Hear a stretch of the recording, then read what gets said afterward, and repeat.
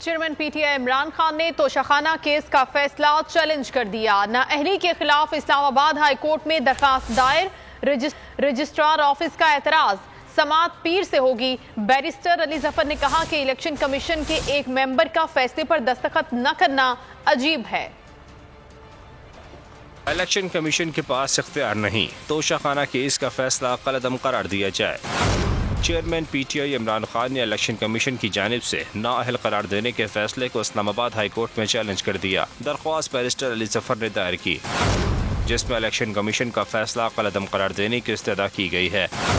दरख्वास्त में secretary election commission, कौमी असम्बली के स्पीकर और सेक्रेटरी समेत दीगर को फरीक बनाया गया है। दरख्वास्त में कहा गया है कि इलेक्शन कमीशन को नाअहली का फैसला करने का इख्तियार नहीं था। दरख्वास्त इलेक्शन कमीशन के फैसले की कॉपी के बगैर ही दायर की गई है, जिस पर रजिस्ट्रार ऑफिस ने एतराज आयद कर दिया।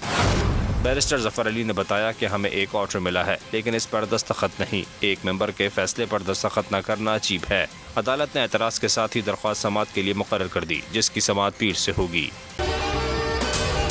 अगर आपको ये वीडियो पसंद आई है तो हमारे चैनल को सब्सक्राइब करें और बेल आइकन को प्रेस करें। हमें भी पता है कि इलेक्शन कमीशन पीडीएम का विंग है, सिर्फ बोल दिखा रहा है कराची से पेशावर तक। इमरान खान को इलेक्शन कमीशन ने नाअहल करार दे दिया है। मुल्कीर एहतजाज बराह रास्त।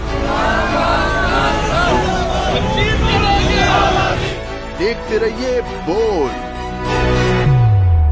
सबसे ज्यादा व्यूज, सबसे ज्यादा रील्स और सबसे ज्यादा रेटिंग के साथ बोल अब भी नंबर 1 पोजीशन पर बरकरार। सब्सक्राइब करें और बेल दबाएं ताकि कोई खबर रह न जाए।